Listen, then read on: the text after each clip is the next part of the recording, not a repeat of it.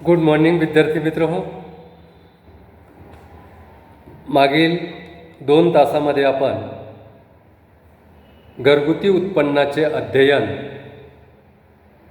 मुलाखत अनुसूची अचूक पद्धतीने भरून घेतल्यानंतर त्या प्रश्नावलीत प्राप्त माहितीचे विश्लेषण करण्यासाठी तक्त्याच्या आधारे वर्गीकरण कसे करावयाचे, त्या माहितीचे सारणीयन कसे करावयाचे, जेणेकरून त्या माहितीवर आधारित आपल्याला योग्य निष्कर्ष काढता येतील. त्यासाठी आपण मागील 2 तासामध्ये नमुना अनुसूचीवर आधारित सारणीयन भाग 1 मध्ये आपण एक तक्ता तयार करून शिक्षणावर आधारित कुटुंब प्रमुखाच्या वर्गीकरणाचा एक तक्ता तयार केला होता. आणि तो तक्ता कशा पद्धतीनं तयार करावयाचा, त्या तक्त्याला नाव कसं योग्य द्यायचं, त्या तक्त्याचं शीर्षक कसं अर्थपूर्ण तयार करावयाचं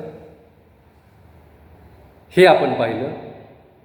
आणि त्या कुटुंब प्रमुखाच्या शिक्षणानुसार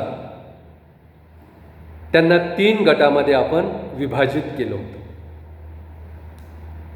त्यानंतर नमुना अनुसूचीवर आधारित सारणीयन भाग 2 मध्ये आपण तक्ता क्रमांक 3 ते 9 म्हणजे क्वेश्चन नंबर 3 ते 9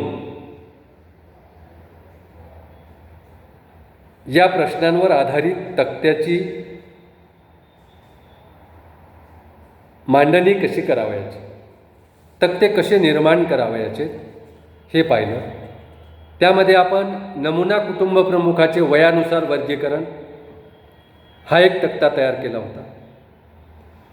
त्यानंतर आपण कुटुंबातील सदस्य संख्येनुसार नमुना कुटुंबाचे प्रमाण या नावाचा एक तक्ता तयार केला. त्यानंतर नमुना कुटुंबाचे मुख्य उत्पन्नाच्या साधनानुसार प्रमाण या नावाचा एक तक्ता आपण तयार केला होता. आणि अनुसूचीमध्ये उपलब्ध माहितीवरून आपण या तक्त्यामध्ये माहिती भरली, माहिती नोंदवली, आकडेवारी नोंदवली आणि त्यावर आधारित तक्त्यांची मांडणी आपण केली. आणि त्यानुसार आपण नमुना कुटुंबाचे मुख्य उत्पन्नाच्या साधनानुसार प्रमाण कसे आहे याचं सविस्तर अध्ययन आपण केलं होतं. आता आपण क्वेश्चन नंबर 10 होता आपल्या अनुसूचीमध्ये. क्वेश्चन असा होता की तुमच्या कुटुंबाला उत्पन्नाच्या मुख्य साधनापासून वार्षिक किती उत्पन्न मिळते. म्हणजे त्या कुटुंब प्रमुखाला आपण प्रश्न विचारला होता, नमुना कुटुंब प्रमुखाला, की तुमच्या कुटुंबाला उत्पन्नाच्या मुख्य साधनापासून वर्षभरात किती उत्पन्न मिळते. आणि त्याबाबतची आकडेवारी आपण त्या अनुसूचीमध्ये भरून घेतली होती. मग त्या उत्पन्नाच्या उपलब्ध माहितीवर आधारित तक्ता आपल्याला तयार करावयाचा आहे. तर त्या तक्त्याला आपण हेडिंग देणार आहोत, मुख्य साधनापासून मिळणाऱ्या उत्पन्नानुसार नमुना कुटुंबाचे वर्गीकरण. म्हणजे मुख्य साधनापासून मिळणाऱ्या उत्पन्नानुसार नमुना कुटुंबाचे वर्गीकरण. मग त्यामध्ये पहिला वर्ग आपण केला 3 लाखापर्यंत उत्पन्न असलेल्या कुटुंबाचं प्रमाण किंवा संख्या. आणि दुसरा वर्ग किंवा दुसरा कॉलम आपण केला तो म्हणजे 3 ते 5 लाखाच्या दरम्यान उत्पन्न असलेल्या कुटुंबाची संख्या. आणि तिसरा वर्ग आपण केला 5 लाखापेक्षा अधिक उत्पन्न असणाऱ्या कुटुंबाची संख्या.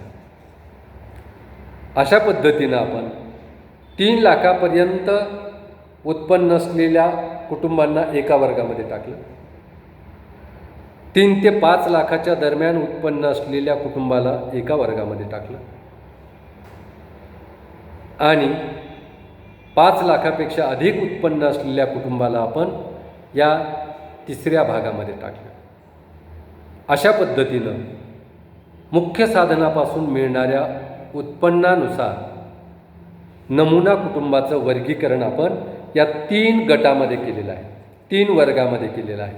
पहिला वर्ग 3 लाखापर्यंत उत्पन्न असलेला, दुसरा वर्ग 3 ते 5 लाखाच्या दरम्यान उत्पन्न असलेला आणि तिसरा वर्ग 5 लाखापेक्षा अधिक उत्पन्न असलेला. तर आपल्या अनुसूचीतील माहितीवर आधारित 3 लाखापर्यंत उत्पन्न असलेल्या कुटुंबाची संख्या ही 5 आहे. उदाहरणार्थ ती 5 आहे. म्हणून 3 लाखापर्यंत उत्पन्न असलेल्या कुटुंबाचं प्रमाण किंवा त्याची संख्या किती आहे? 5. दुसरा वर्ग होता 3 ते 5 लाखाच्या दरम्यान उत्पन्न असलेल्या कुटुंबाची संख्या. तर ही आपल्या अनुसूचीतील माहितीवर आधारित कुटुंबाची संख्या आहे 3. म्हणून दुसऱ्या वर्गामध्ये लिहिलं आपण 3. आणि 5 लाखापेक्षा अधिक उत्पन्न असलेल्या कुटुंबाची संख्या अनुसूचीतील माहितीवर आधारित आहे 2. त्यामुळे पहिल्या वर्गात 3 लाखापर्यंत 5 कुटुंब, दुसऱ्या वर्गात 3 ते 5 लाखाच्या दरम्यान उत्पन्न असलेले 3 कुटुंब आणि 5 लाखापेक्षा अधिक उत्पन्न असलेले 2 कुटुंब. अशा पद्धतीनं 5 + 3 + 2 10. अशा पद्धतीनं 3 लाखापेक्षा कमी उत्पन्न असलेले कुटुंब सर्वात जास्त आहे, कारण त्यांची संख्या 50% आहे. नमुना कुटुंबामध्ये 5 कुटुंब आहे की त्यांचं उत्पन्न 3 लाखापेक्षा कमी आहे, 3 किंवा 3 लाखापेक्षा कमी. म्हणजे नमुना कुटुंबातील मुख्य साधनापासून मिळणाऱ्या उत्पन्नानुसार 5 कुटुंब, या 5 कुटुंबांना 3 लाख किंवा 3 लाखापेक्षा कमी वार्षिक उत्पन्न मिळते आणि 3 ते 5 लाखाच्या दरम्यान उत्पन्न मिळणारे 3च कुटुंब आहेत आणि 5 लाखापेक्षा अधिक उत्पन्न मिळणारे फक्त 2 कुटुंब आहेत. अशा प्रकारे मुख्य साधनापासून मिळणाऱ्या उत्पन्नानुसार नमुना कुटुंबाचे वर्गीकरण तक्त्याच्या साहाय्याने आपण केलेलं आहे. आता आपण आपल्या अनुसूचीमधील क्वेश्चन नंबर घेऊया 11. काय आहे क्वेश्चन 11 अनुसूचीमध्ये? तुम्ही जोड व्यवसाय करता का? आपण कुटुंब प्रमुखाला विचारलं अनुसूची भरून घेताना, त्यांची मुलाखत घेताना, की तुम्ही जोड व्यवसाय करता का? कारण काही कुटुंबांना स्वतःची मुख्य उत्पन्नाची साधनं कमी असतात. अशा वेळेस त्यांना फावल्या वेळेमध्ये अधिक उत्पन्न मिळविण्यासाठी दुसरा एखादा जोड व्यवसाय करावा. मग त्यामुळे आपण प्रश्न विचारला की तुम्ही जोड व्यवसाय करता का? तर त्या प्रश्नाची 2 उत्तरं आपण नोंदवलेली आहेत. एक आहे होय किंवा दुसरं आहे नाही. या 2 पैकी एक उत्तर त्यांनी दिलेलं आहे, त्याची नोंद आपण अनुसूचीमध्ये केलेली आहे. मग या प्रश्नाचं तक्त्याच्या साहाय्यानं मांडणी किंवा वर्गीकरण कसं करायचं? तर या तक्त्याला नाव द्यायचं, शीर्षक द्यायचं, जोड व्यवसाय करणाऱ्या नमुना कुटुंबाचे प्रमाण. तुमच्या प्राथमिक सर्वेक्षणातील जोड व्यवसाय करणाऱ्या नमुना कुटुंबाचे प्रमाण या तक्त्यामध्ये आपल्याला अभ्यासायचं आहे. आणि खाली तक्ता तयार करताना 2 कॉलम तयार करायचे. पहिला कॉलम होय आणि दुसरा कॉलम नाही. तर ज्या ज्या कुटुंबांनी होय असं उत्तर दिलं त्या कुटुंबाचा समावेश होय या कॉलममध्ये करायचा आणि ज्या ज्या कुटुंबांनी जोड व्यवसाय करत नाही असं म्हटलं त्या त्या कुटुंबाचा समावेश नाही या कॉलममध्ये करायचा. तर आपल्या अनुसूचीनुसार उदाहरणार्थ 3 कुटुंबांनी तुम्ही जोड व्यवसाय करता का असा प्रश्न विचारला तेव्हा होय असं उत्तर दिलं. म्हणून होय या कॉलममध्ये 3 ही संख्या लिहायची आणि नाही म्हणणाऱ्यांची संख्या होती, कुटुंबांची संख्या 7. म्हणजे एकूण 10 पैकी 3 कुटुंबच फक्त जोड व्यवसाय करीत होते. 7 कुटुंब जोड व्यवसाय करत नव्हते.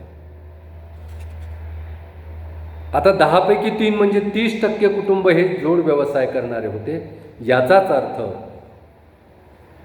जोड व्यवसाय न करणारे कुटुंब हे 70% होते. हा निष्कर्ष आपल्याला या टेबलच्या साहाय्याने सहज काढता येतो. त्यामुळे हा आपण टेबल तयार केलेला आहे. क्वेश्चन नंबर 11वर आधारित तुम्ही जोड व्यवसाय करता का, तर त्यामध्ये जोड व्यवसाय करणाऱ्या नमुना कुटुंबाचे प्रमाण हे केवळ 30% आहे आणि जोड व्यवसाय न करणाऱ्या नमुना कुटुंबाचे प्रमाण हे 70% आहे. क्वेश्चन नंबर 13 होता आपल्या प्रश्नावलीमध्ये. कुटुंबातील इतर सदस्य उत्पन्न मिळवत, तुमच्या कुटुंबातील इतर सदस्य उत्पन्न मिळवतात का? म्हणजे कुटुंब प्रमुखाशिवाय कुटुंबातील इतर जे सदस्य आहेत ते उत्पन्न मिळवतात का, हा प्रश्न आपण विचारला होता. मग या प्रश्नावर आधारित तक्ता तयार करताना आपण असं हेडिंग देऊ शकतो की कुटुंबातील इतर सदस्य उत्पन्न मिळवत असलेल्या कुटुंबाचे प्रमाण. इतर सदस्य उत्पन्न मिळवित असलेल्या कुटुंबाचे प्रमाण आणि त्यामध्ये पुन्हा 2 कॉलम होय आणि नाही. हा प्रश्न विचारल्यावर काही कुटुंबांनी होय असं उत्तर दिलं, काही कुटुंबांनी नाही असं उत्तर दिलं. नाही या कॉलममध्ये आपण नाही म्हणणाऱ्यांची संख्या लिहिणार, होय म्हणणाऱ्यांची संख्या होय या कॉलममध्ये लिहिणार. तर तुमच्या कुटुंबातील इतर सदस्य उत्पन्न मिळवतात का या प्रश्नाचं होय असं उत्तर देणारे फक्त 2 कुटुंब आहेत. 10 पैकी 2 म्हणजे 20% प्रमाण. आणि नाही म्हणणारे 8 कुटुंब आहेत. म्हणजे त्या ठिकाणी 80% कुटुंबातील इतर सदस्य उत्पन्न मिळवत नाही असं आपल्याला या प्राथमिक सर्वेक्षणामधून दिसून आलेलं आहे. त्यामुळे कुटुंबातील इतर सदस्य उत्पन्न मिळवत असलेल्या कुटुंबाचे प्रमाण केवळ 20% आहे. हा निष्कर्ष आपल्याला काढता येतो. त्यानंतर क्वेश्चन नंबर 14 आपल्या अनुसूचीमधील क्वेश्चन नंबर 14 होता. तुमच्या कुटुंबाला इतर मार्गाने उत्पन्न मिळते का? तुमच्या कुटुंबाला इतर मार्गाने उत्पन्न मिळते का हा प्रश्न आपण विचारला आणि त्यामध्ये त्यांना ऑप्शन दिले होते. तुमच्या कुटुंबाला व्याजापासून उत्पन्न मिळते का? तुमच्या कुटुंबाला लाभांशापासून उत्पन्न मिळते का? तुमच्या कुटुंबाला पेन्शनपासून उत्पन्न मिळते का? तुमच्या कुटुंबाला लाडक्या बहीण योजनेपासून उत्पन्न मिळते का? तर यामध्ये होय म्हणणाऱ्या कुटुंबाचे प्रमाण 8 होते. होय म्हणणाऱ्या कुटुंबांची संख्या ही 8 होती आणि नाही म्हणणाऱ्या कुटुंबांची संख्या फक्त 2 होती.